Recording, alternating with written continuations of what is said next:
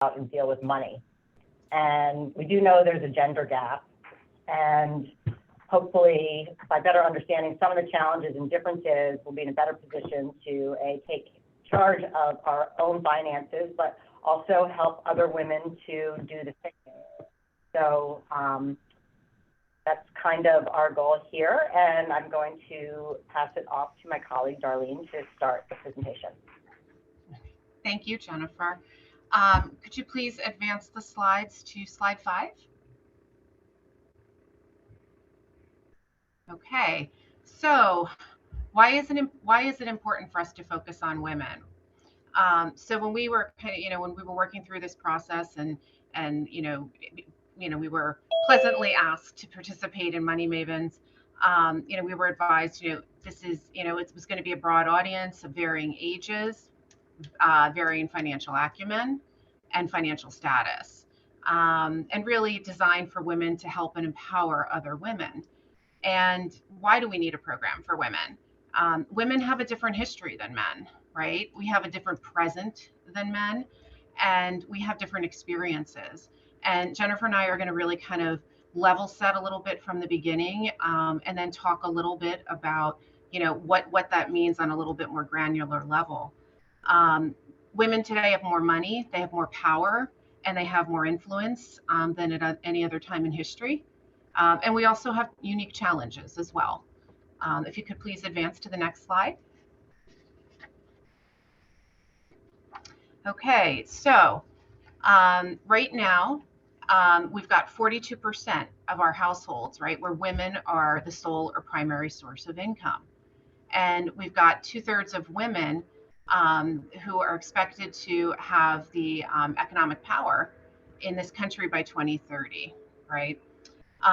We're spending a lot of money.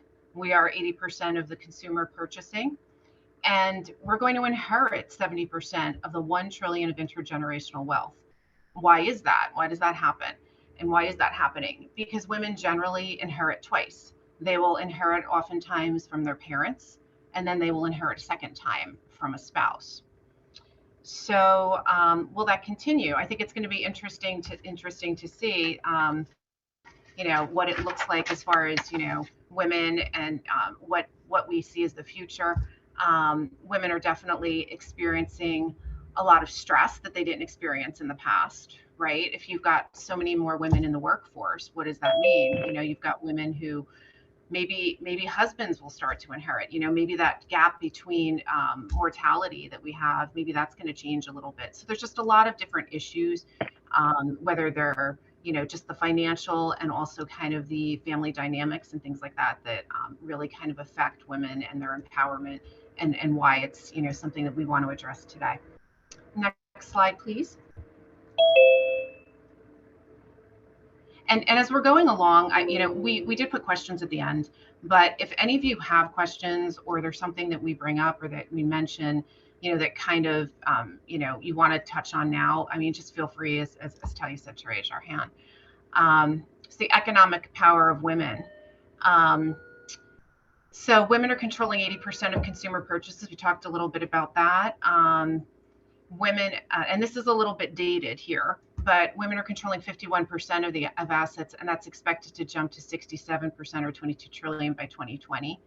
And we've talked already about inheritance, and a little bit about private wealth being controlled by women, set to grow at 1.6%. So what we're definitely seeing an uptick, right, in the way that women are able to conduct themselves financially, and also the power that's associated with that. Next slide, please.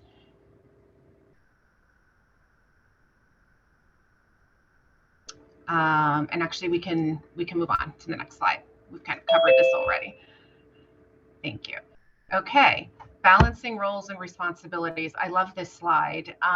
So this slide talks about what women are earning, right? Women are earning 85 cents on average for every dollar earned by a man.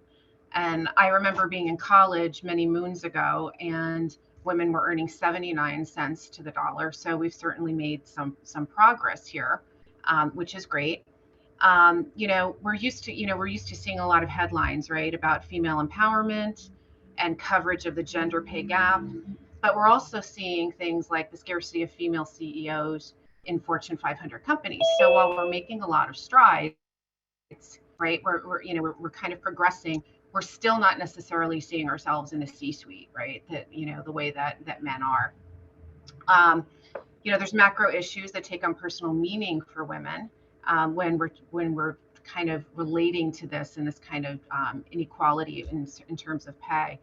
And I think that kind of plays into things like negotiating for pay raises and feeling comfortable asking for what you want and what you need, and planning for a financial future. So, some of the questions that we're going to address and that we're going to answer, as we move forward in this, is just kind of, how do women actually feel about money? And what role does the generation play in money? How do millennials feel about money versus baby boomers? And how do they relate to money? And whether or not financial empowerment really is becoming the norm. What is it, are we at that point yet where we're getting to it being the norm, or is it still something that women are uncomfortable talking about? Next slide, please. So we're seeing today that more women, working women, are more educated, right? And they've got a lot of school-age children at home. We're seeing that women are, next slide, please.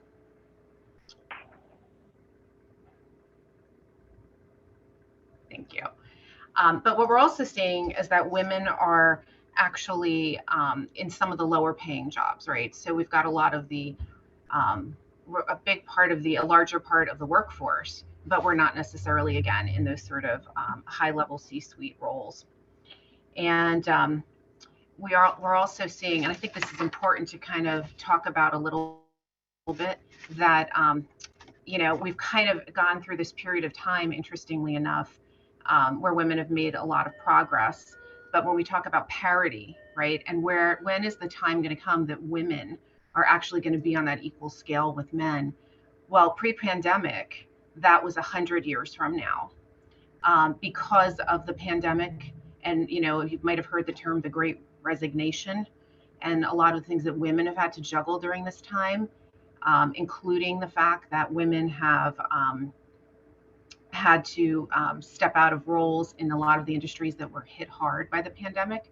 We're now looking at that time frame at 136 years. So we've lost a little bit of ground, kind of during this time.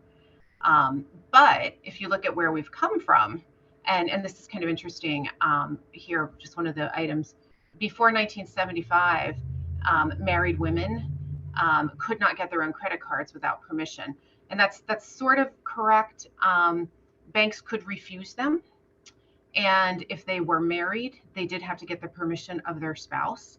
And it wasn't until the Equal Credit Act was passed that women could actually get a credit card on their own without any obstruction. So when you think about how far we've actually been able to come in what is essentially 45 years, we've done quite a lot. We also see that today women go out on their own and live independently before marriage.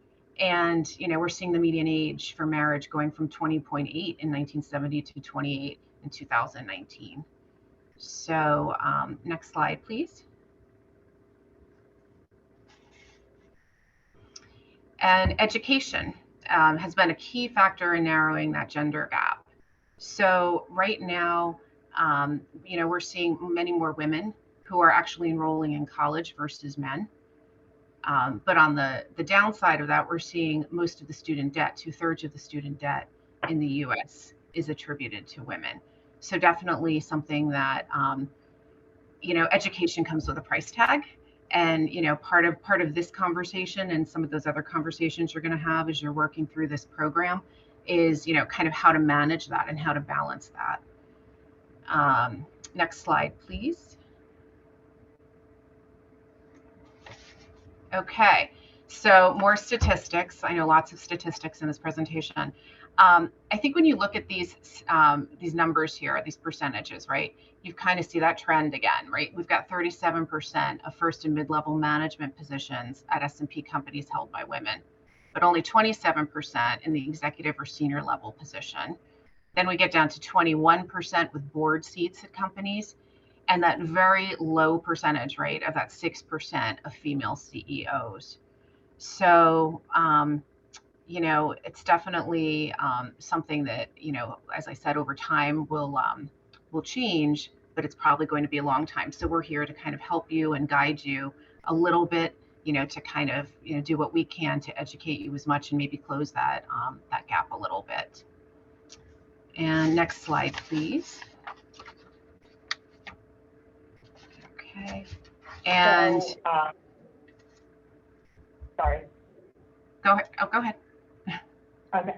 I was going to jump in here and talk about something that we call the engagement gap. So, I mean, the statistics that we just went through with Darlene, a lot of those were related to, where we are in the workforce and breaking through the glass ceiling and, getting to parity in terms of, our earnings with men. But there's something else, and that's, what do we do with our money once we have it? For the first time, we have more money than we ever did before because we're making it, but also, as Darlene pointed out, we're going to, there's going to be a huge wealth transfer coming forward. So the engagement gap is about how we engage with our money, and we don't do it as often or as competently as men do, and obviously, this is highly correlated and has the same origins as, we're still playing catch up in the workforce. We're still playing catch up as, how we feel about money. Both are rooted in traditional roles of and family structures. Historically, women weren't really making any big financial decisions, and they weren't even included in the conversations. I can't even tell you how many stories I hear of all the time about when a husband and wife go meet with their financial advisor. The advisor talks and directs all of this conversation to the husband, doesn't even look at the wife. And this happens when the wife is the primary breadwinner and all the money is hers. It still happens. It's just, we have to, with time and generationally, hopefully that will start to change, and it is starting to change, but it's a problem even today. And talking about the Equal Credit Opportunity Act, so I have a hard time believing in 1974, during my lifetime, women had to get permission from their husbands to get credit. It just seems crazy. Hopefully it seems crazy to you all too. But again, we have come a long way since then. And it's really important that we get more comfortable and confident with our money because of this great wealth transfer. It's estimated by 2030, we're going to control nearly $30 trillion worth of assets, women in the U.S.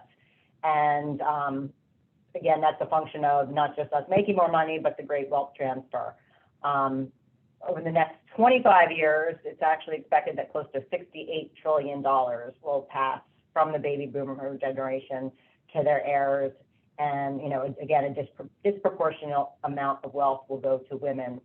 And, we also live longer than men on average, and men also women marry older men on average as well.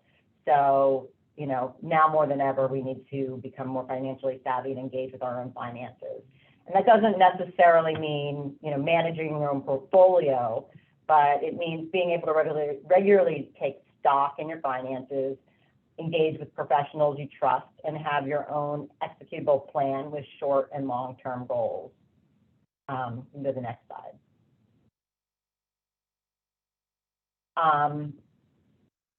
In addition to being just pigeonholed into the traditional roles we once had, we think differently than men. Not better, not worse, just differently. And, again, for the reasons we've discussed, most financial planning products, services have been traditionally geared towards men. So this really needs to change too.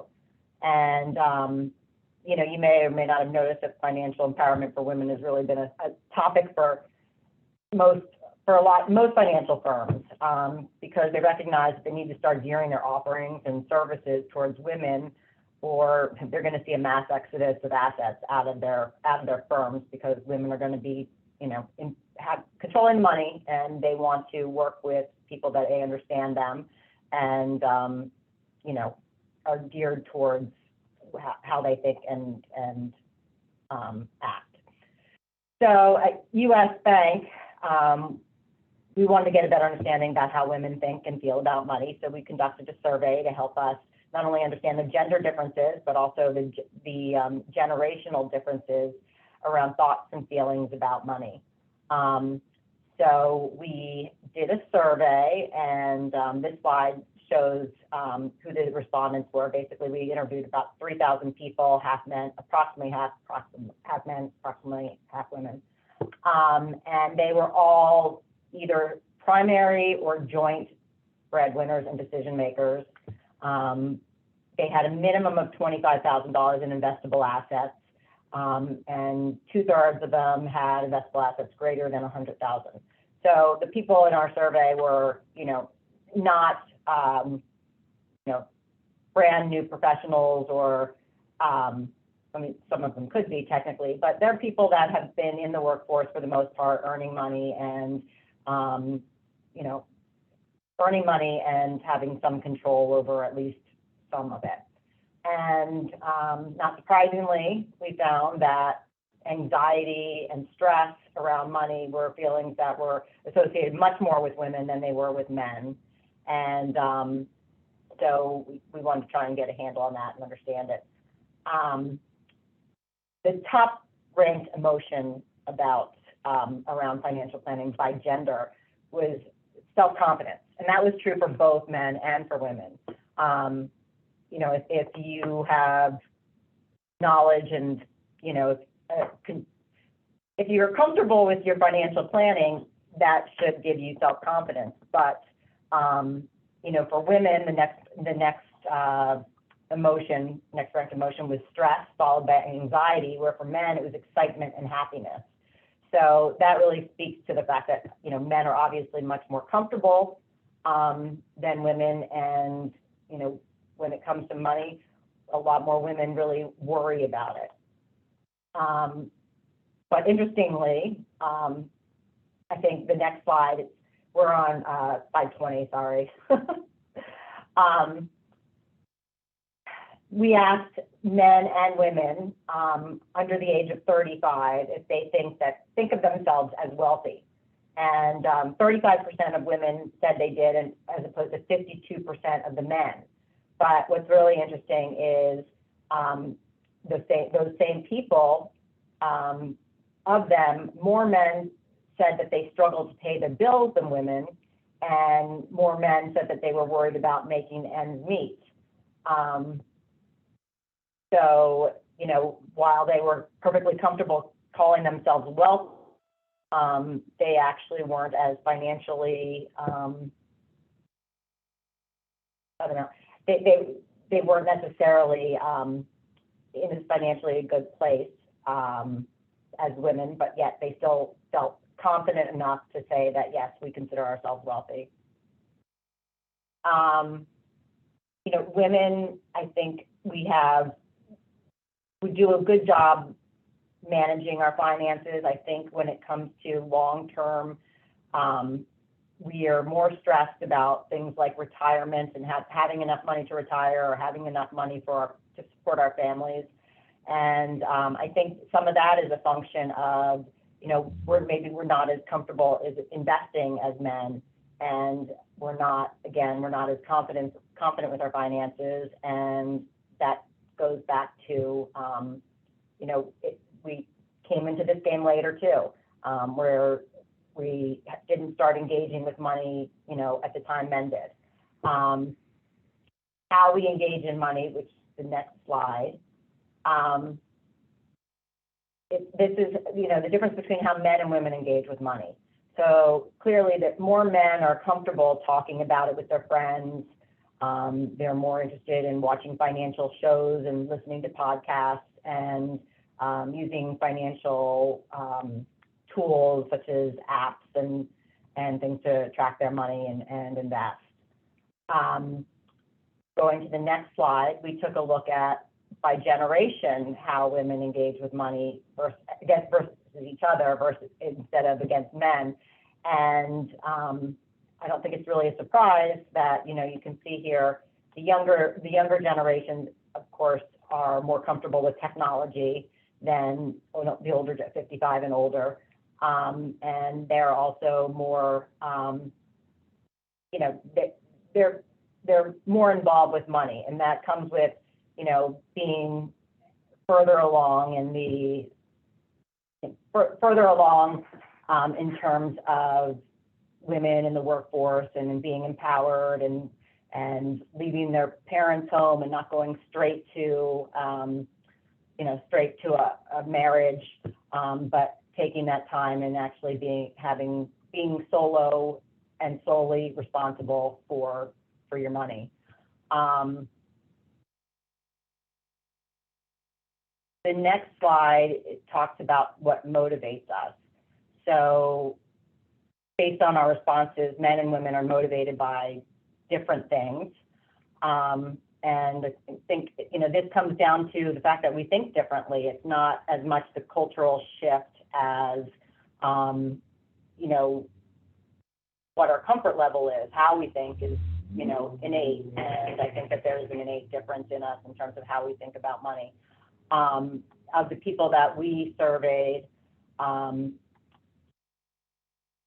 men were more concerned about, I think, more superficial things, having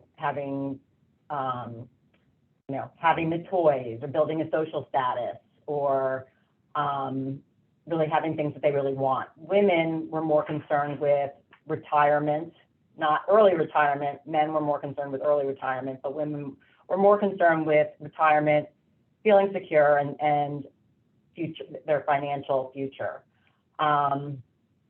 Next slide. These are just some quotes from some of the participants in our survey about what wealth means to them.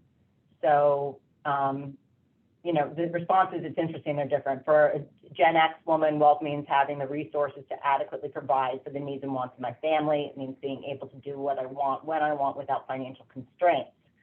A Gen X man, wealth means having something to pass on to the next generation. A boomer man, wealth means being able to get what I want without worrying if I can afford it, like buying a new car and not being able to tell from my brokerage statement when I bought the car. And then millennial woman, wealth means to me something that adds stability to life. It gives comfort when raising a family and offers peace of mind going forward. So, you know, I think men are more concerned, they're more concerned with the visual, I guess. Women are more concerned with the security. And that, in addition to just being how we think, that might be because traditionally we didn't have the security that we feel we need, or that we do need. The next slide this pertains to financial advisors and how, you know, our survey, how people responded to whether or not they work with financial advisors. So, you know, 42% of men said that they don't because they can do it themselves, as opposed to 33% of women. 21% of women were disinclined to engage a financial advisor because of the fees versus 16% of men. And the biggest one is I haven't gotten around to it. 15% of women say they haven't gotten around to it as opposed to 6% of men. I think the haven't gotten around to it sort of speaks to the discomfort and late engagement. And then they don't see that value of having an advisor, 8% of women to 13% of men. You know, obviously more men felt like they could do it themselves, and women are more likely to say that they haven't gotten around to it, but both scenarios support that women are less engaged in their finances than the male counterpart. Jennifer, I want to ask you a question about that slide real quick. I think go back for a second. How much of that last, we'll go back. How much of the I don't feel comfortable, or I don't see the value in talking to an advisor, how much of that do you think is an effect of women not seeing other women in the financial industry, or feeling, like you said at the beginning, feeling heard by those advisors? I mean, I think that's a big part of it. So, I mean, I think that if women are not comfortable speaking with a financial advisor, I mean, there's, you know, I think women in our industry, I think make up about 15% of the industry. And, you know, we're 50% of the population. So I think that's definitely a deterrent for a lot of women. They don't feel comfortable. They don't want to get spoken down to. They are insecure about their knowledge. I think that's a huge part of it. And, you know, we have to adjust. We have to get more women into this industry who are advising other women. And we also have to, you know, create tools and products that speak specifically to women to make them more comfortable.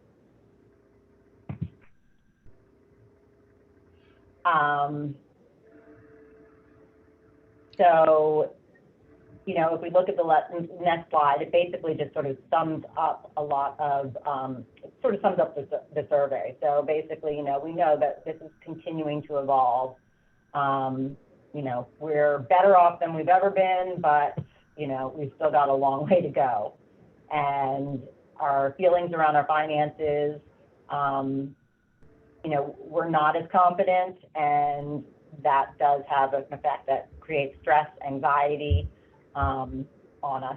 So we've got to, you know, engage more and get better at it. And generation matters. That's another thing that we learned. So, you know, younger women are more likely than older women to use tools, and they've probably, you know, been, you know, today women and girls probably receive a lot more education than they would have 30, 40 years ago, because it wasn't something that women were expected to need to manage or take care of.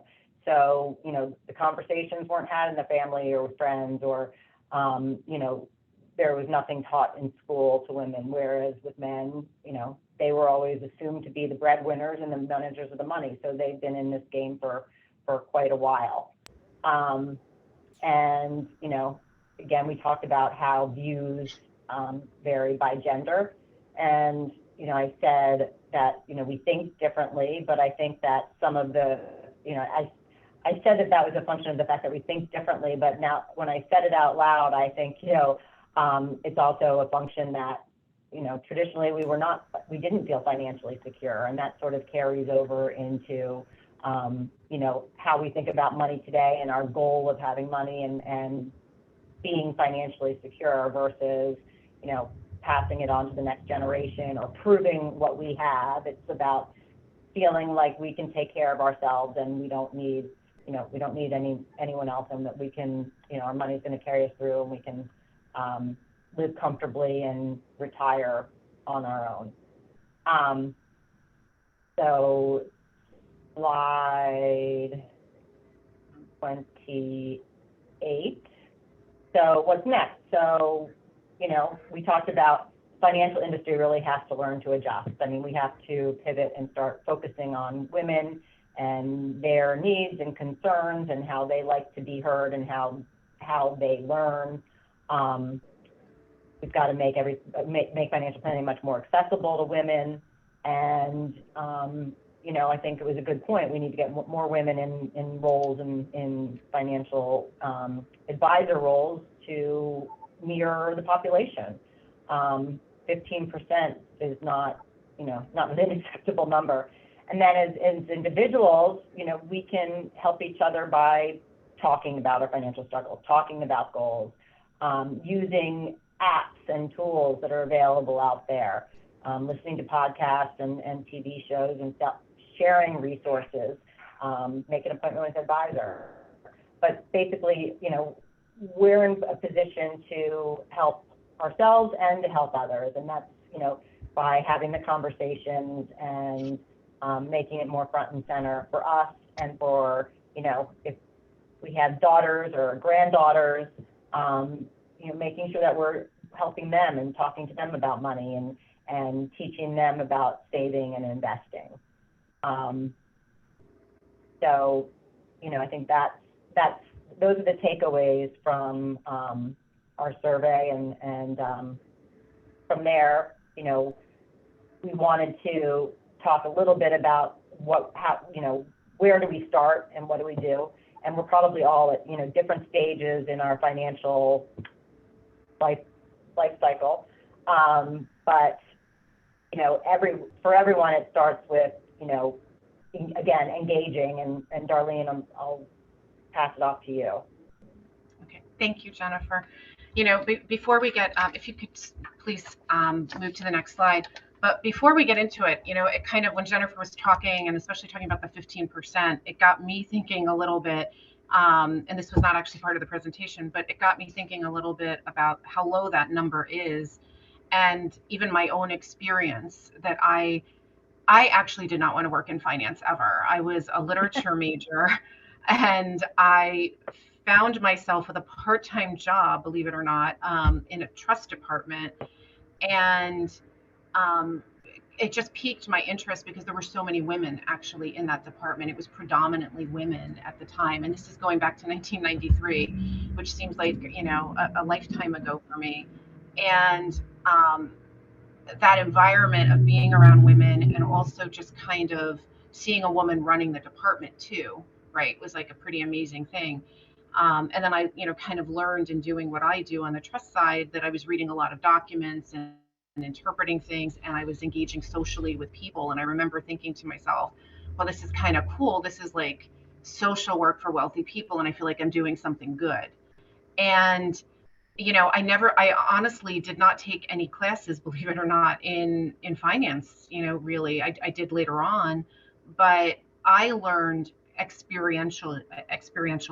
So I learned by sitting and working through things. And I think even just conceptually, the idea of what's a bond or what's a stock. If somebody tried to explain that to me raw with no experience in a meeting or among individuals, really, where it was real, I don't even know if I could have learned that in academically the same way. And starting in 1993, a few companies later, we were talking about women in finance in 1993, not in my world. And I want to say it was probably 2005 when I worked at another firm that finally started a Women in Wealth program. And that's 16 years ago. So, we really didn't quite get onto that as quickly probably as we should have in financial services. But, certainly recognizing that now and seeing the demographics that are changing. So hopefully we can all do better for one another as we move forward. So to kind of bring us back, where do we start? And part of what we wanted to do with this next section was really to just kind of tee things up for the rest of the sessions and kind of the basics. Like if you really had to be very basic about what do you need to have, what skills, what things do you need to look at, basically to kind of have your financial, have a sound financial, basis. So where do you start? And, this is like the cringe-worthy question of, how many of you have a budget, right? I mean, it's just like, yuck. Who wants to the budget just screams like, oh God, I bought too many shoes, or I bought whatever it is, whatever your indulgence is. But, kind of that concept of knowing what you spend each month and what you're spending it on, and are you saving? So next slide, please. Okay, so what is a budget? Okay, it's very basic, right? You're going to identify what your income is, so what's coming in, what you're earning, whether you're earning that from a job, or you're earning that from an investment account, or you're earning it because you own a property and there's rent or whatever that might be. You're going to add that all up, right? And then you're going to adjust for your expenses, right? What's going out. We did include in our presentation materials a cash flow worksheet. So I know that all of you will be just waiting with bated breath at the end of this presentation to complete that and go through it. But it is a worthwhile exercise, and it doesn't have to be exact, but I've done it for myself, and there are those moments where you're like, whoa, okay, you know what, and you start to kind of think like, do I really need this, or do I really need that, or how can I adjust my behavior, right? Because so much about budgeting and spending and saving is behavioral. It's very psychological. And, when you kind of look at it though on that piece of paper, I think instead of it creating that anxiety that it might create and that we've talked about, it's knowledge, and it's looking at that as knowledge, and it's a teaching moment for yourself. It's a learning moment for yourself. It's not fear, it's growth, and actually feeling like you have control. And I think if you have that kind of attitude toward it, it does become empowering. We did include here just a couple budget apps, that are out there that you might want to look into, as well, depending on, whether you want to kind of do it on a piece of paper or you want to kind of track it, electronically over time. Next slide, please. Oop.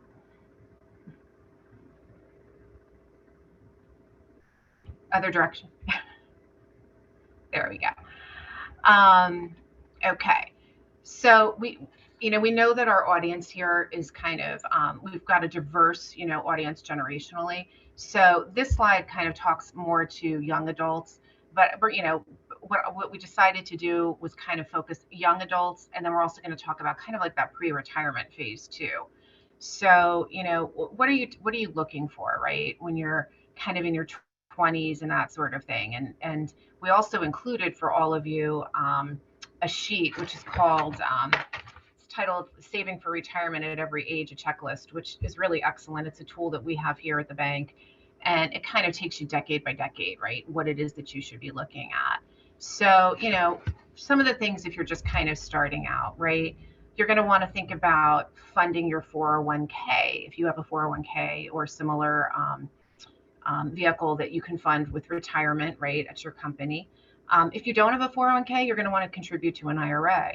You're going to want to start to try and build an emergency fund, and really just doing anything you can to bump up your savings, right? So that's going to be something you're going to do. Next slide, please.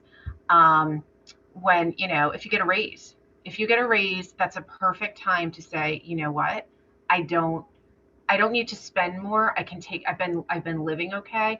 And, I think we've all been, from time to time, a victim, if you want to call it, of, increasing your lifestyle, right, with your income.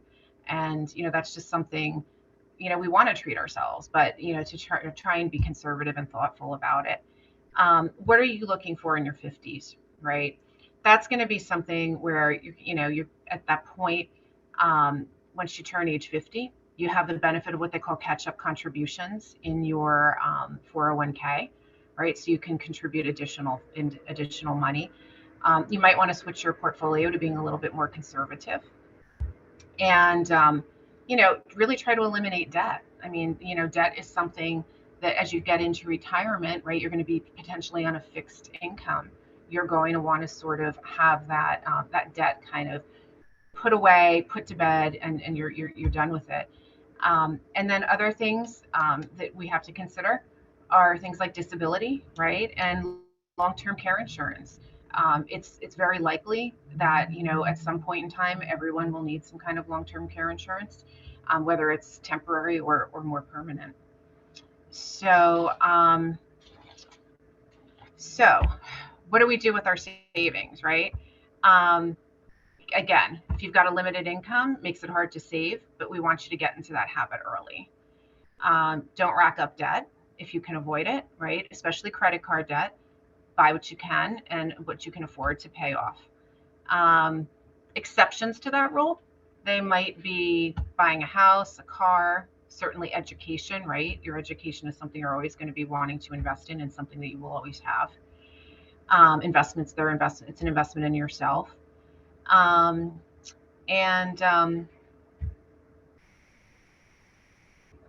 taking a certain percentage, and that's another thing. If you're reaching a point where you can dip into your savings, I don't want to say you can't, because it's there for a reason, and it's something if you need it, things come up that are emergent, you might have to do it. So now you've got it. And then the next question is, okay, I'm saving money.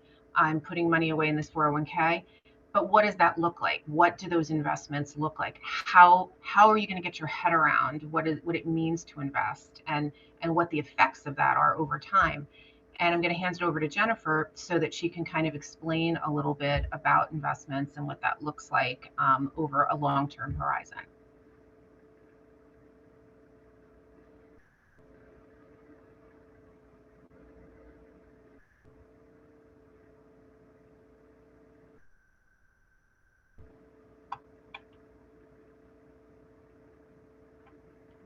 Jen, you're on mute.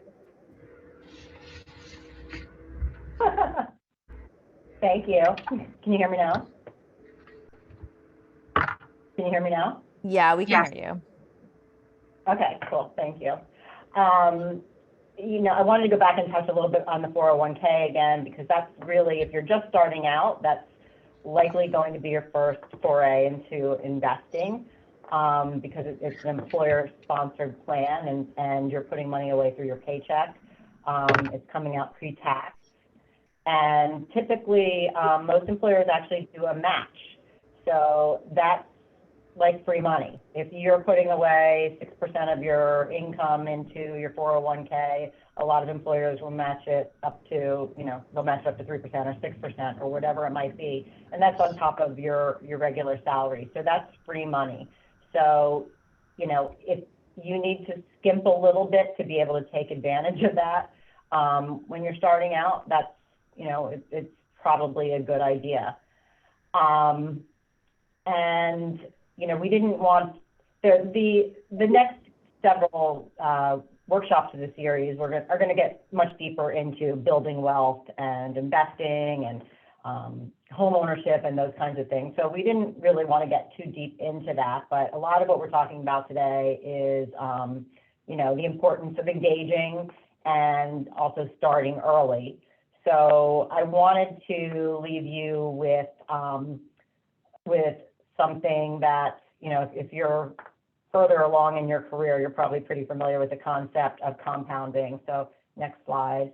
But compounding interest, it's one of the greatest wonders of the world. And if we jump to the next slide, basically, I mean, if you start putting away money, the earlier you start putting it away, the longer time it has to grow.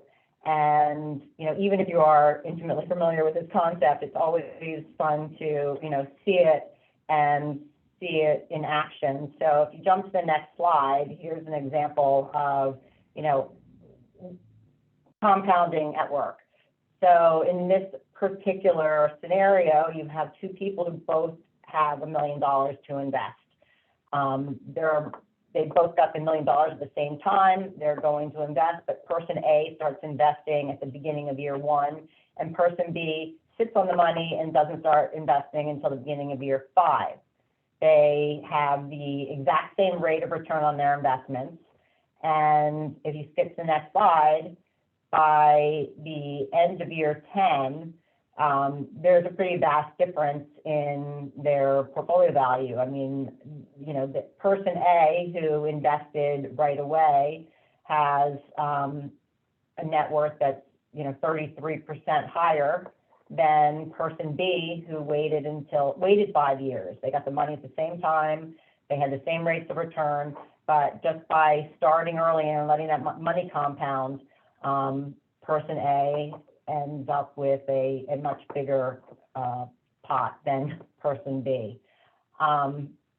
If we go to the next slide, another way that you can think about or look at compounding interest is there's something called the rule of 72.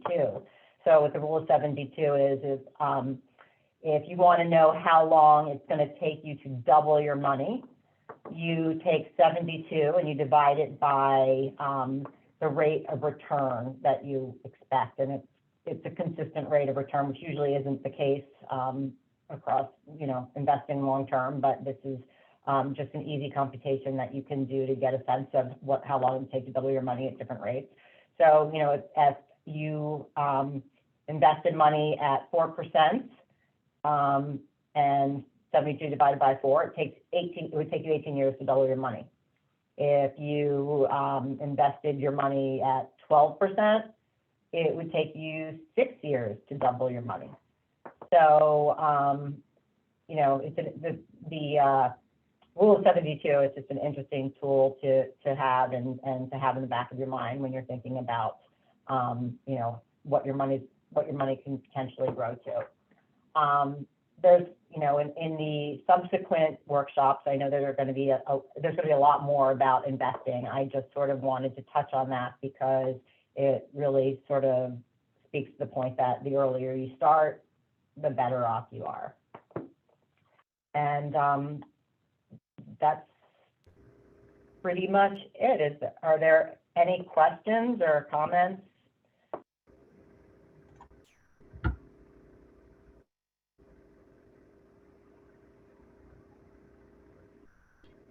I'd be curious if anyone has any, like, I don't know, if you disagree with anything we've said or your experience has been different, or I don't know if anyone has any thoughts on that, you know, just as far as kind of, you know, what, especially some of the things that Jennifer brought up, you know, related to the survey, you know, any thoughts? All right, I have a question to get the ball rolling. So since we have, you know, a wide age range of women in the room, if you will, I wanted to ask you, you know, what would be one piece of advice, or maybe advice isn't the right word, but what's one thought that you could give a woman who's starting out in the workforce today regarding taking charge of their finance? What would be one? You want to go first, Jennifer? Or you want me to go first? Well, I mean, you can take it if you want.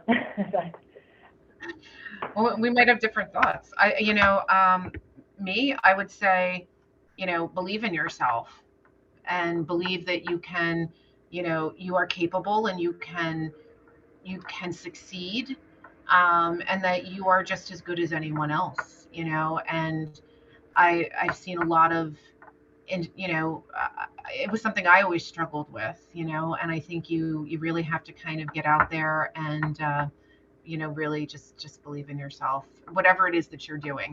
If it's, you know, if you're in your career, or if it's related to your finances, you know, your personal finances, you have to believe that you can do it. And I guess the second piece to that is, you know, never to be afraid of asking a question, and or being afraid to say you were wrong. I probably say I'm wrong at least once a week, you know, with something, and that's an okay thing, because everything is a learning experience and a teaching moment.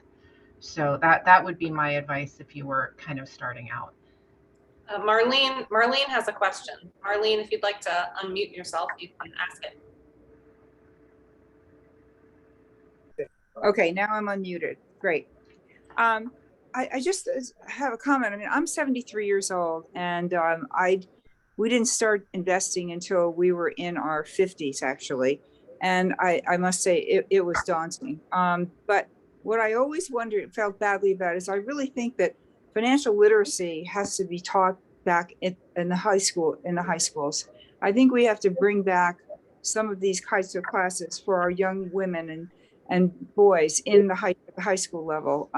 The kids are just coming out really depending on their 401ks and not really having any understanding of stocks and bonds and alternative investments. And I mean, it was just a very steep learning curve for me when I started in my 50s. But there are many powerhouse women advisors out there now. So I would question your statistics, because you know, women do very well with women advisors at their, you know, at their beck, you know. And I think that something needs to be said about that, because there are wonderful women advisors working in investment houses right now. And I think women are more comfortable with women advisors if they're going to start working with an institution. So those are just a couple of comments, and listening, you know, to what you're doing, what you're saying. I think, you know, I think young women are coming to the marketplace today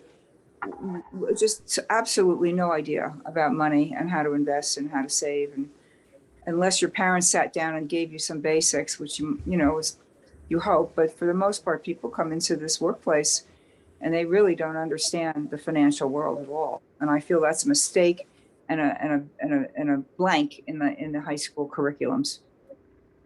It should be taught at a very early age, much earlier.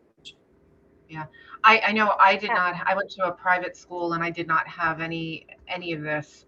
Interestingly enough, I attended a networking event for my high school during COVID, a virtual event.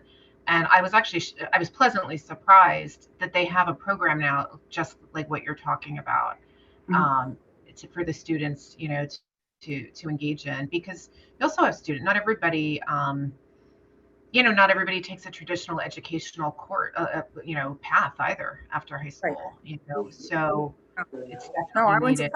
I went to private girls' school as well. We had a choice between home ec and typing Typing. as electives. I took typing. Thank God I took the typing. But I think I know when I started, I had my mother's inheritance that came to me, and I was completely floundered. I didn't know what to do. I started investing. I read the Beardstown Ladies Club, which was just out at that time, and started an investment club. We wound up with 25 women, and that's how I learned about the world of investing. We took it from there. But that was my education. Yeah, I mean, I think women in their 50s, 60s, I think that's typically how you get educated. You have to go out and you have to look for it. It certainly doesn't come to you. And all the points you made are completely relevant. It has to be taught early. And the earlier it is taught, the more comfortable and confident you are as you age. And, there are plenty of excellent women financial advisors out there, and women work great with women. I mean, ultimately, we really do represent about 15% of the industry. So, while there's plenty of wonderful ones out there, there's still not enough. And, it is really important that we're having these conversations, we're engaging with our children, our grandchildren, and, getting more women involved with their finances and again, starting young and getting more people out there in the workforce who are doing it and can help other women. Women helping women is a powerful thing. Yeah. And there's nothing wrong with asking if you're seeking out an advisor or a firm, there's nothing wrong with saying, I prefer, and not even I prefer, I want to work with a woman. That's a completely acceptable preference to voice. When we've tried to do things here at our firm, interestingly enough, we have a kind of a small boutique office here, but we have two rooms for kind of congregating, and one is a very large conference room, and the other is what we call our living room, and that was intentionally designed for individuals who might not feel comfortable in a boardroom, that if we wanted to have a more familiar, more relaxed environment to talk to a client in, that we had that living room with, a couple of sofas and a coffee table and chair and, a television too, and things like that, so that we're kind of recognizing that not everybody wants to sit around a big boardroom table.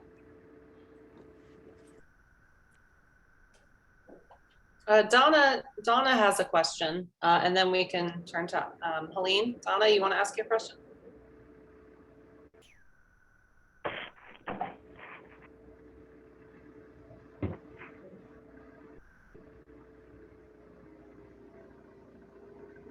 Maybe Helene wants to ask her question now. Okay, I have to unmute. I did that, right? No, in video. Okay, I think I'm good. Can you guys hear me? No. Yeah. Yes, now we can hear Donna. Oh, sorry, I'm on my iPhone. It's hard to toggle back and forth. But my question relates to some of the research in, illuminating the fact that women have a higher regard and need for security. And I'm wondering how that translates into, or if it does, into asset allocation. I think women, for the most part, are typically a little bit more conservative than men are. So, we take, on average, everything is obviously, we're speaking about the average, it doesn't speak to everyone, but typically we take on less risk and are more conservative in our in our investment approach. Yeah, where I've seen it, the sort of the divergence is sometimes women business owners. Women business owners sometimes tend to be more aggressive. I've seen that quite a few times actually, but then their husbands, where the husband was sort of always on the ledge, and the wife was definitely a little bit more aggressive. And then Okay, also, I thank- mean, it goes generation too. I mean, if you're younger, you can afford to be more aggressive and take on more risk. And, that probably transfers, that's true across any gender. But as a whole, I think women are typically more conservative.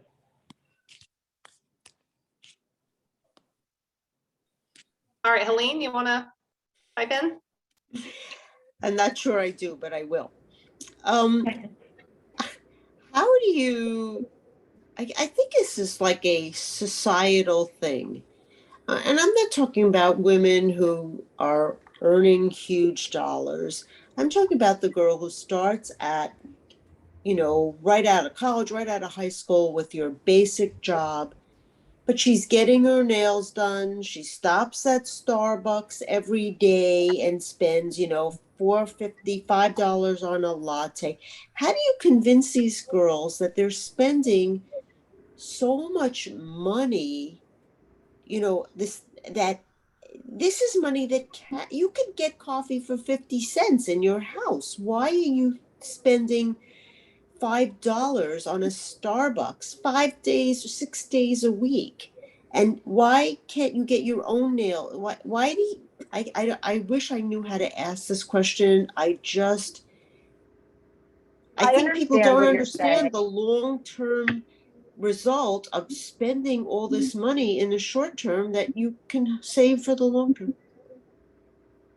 Well, the first step, I think, goes back to the budget, right?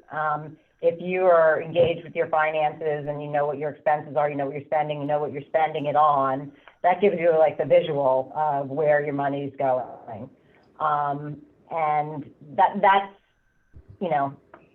convincing someone they have to start with that. And it's very important to have a budget and know what you're spending. And, you should be able to see a huge portion of your income is going towards these, expenses that really are avoidable and more extravagant than probably what your income should support. But again, it goes back to engaging with your finances, understanding it. Those same girls, if they understood, the power of compounding and investing, I mean, they might have a different outlook and work on saving more money than spending it. But, it's hard. Well, I think taking a long-term approach to your life is hard for most people. I mean, for all of us. Well, so then the other thing is with planning, you have your short-term goals and your long-term goals. So when you're just starting out, you're probably not really thinking about retirement, but you might be thinking about, first your emergency fund. You should have 6 months of income or salary or expenses rather for an emergency fund in case you lose your job. So when you're just starting out, maybe, that's your first goal. And then maybe your first putting away money to make a down payment on your first home is the next goal. Right. And, you start incrementally and you look, you don't look all the way out to retirement.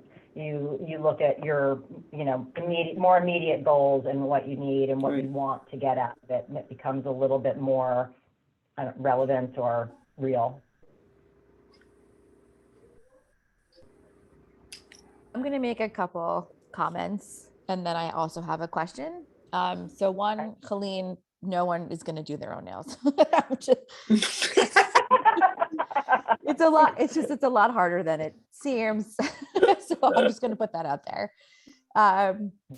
So I also wanted to make a plug for our 2 leadership development programs, since we were talking about starting financial literacy at a young age.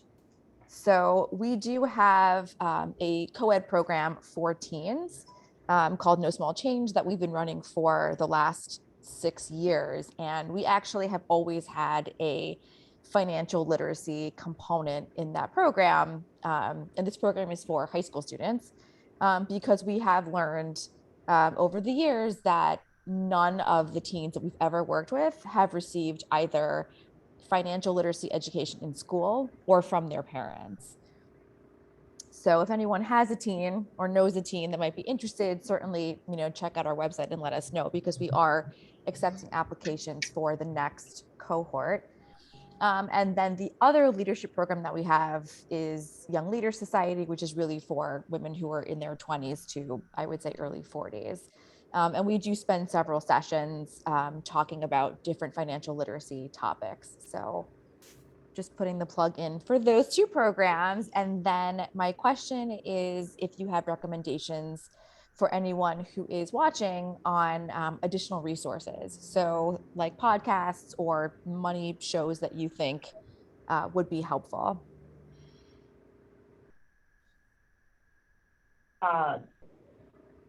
So I think we have some websites and tools that are listed in terms of podcasts and shows. Darlene, I'm not thinking of any offhand, but there's plenty, and I could be happy to pull up some of the, more relevant ones and send them out. Yeah, I think we can follow up. Yeah, I think we can follow up with some things. We have the benefit working at a financial institution that we have so many internal resources that we can draw upon for clients. In the survey, which we're so proud of, really being one of them, that was so meaningful and relevant. But we can certainly follow up with some additional kind of self-time, self-study type things that people might be able to engage in. Mm-hmm. Okay, great. Thank you so much.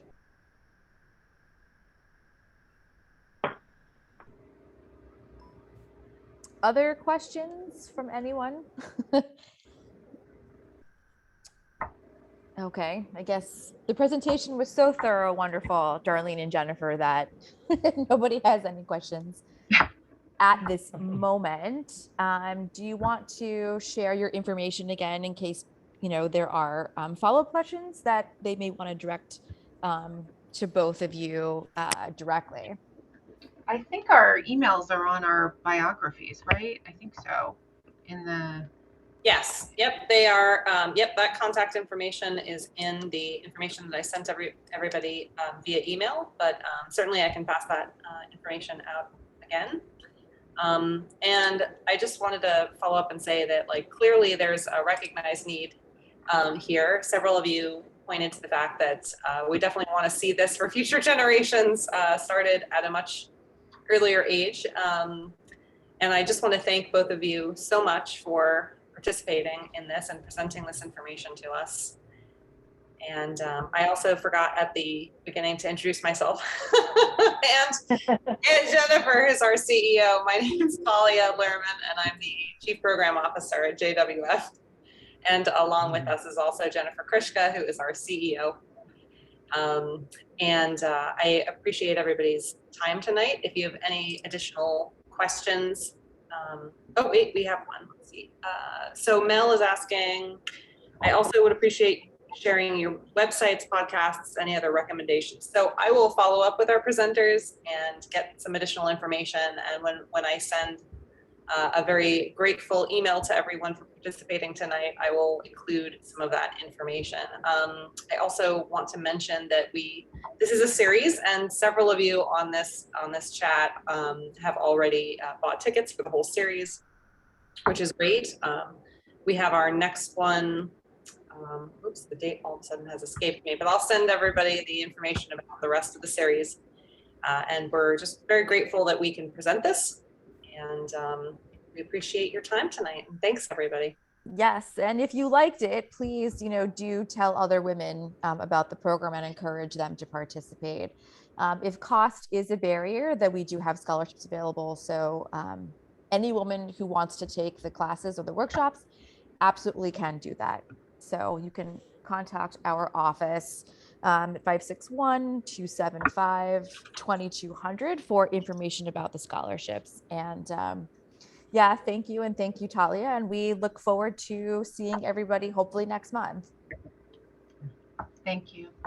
Thank Thank you for you. having us. Yeah, thank you.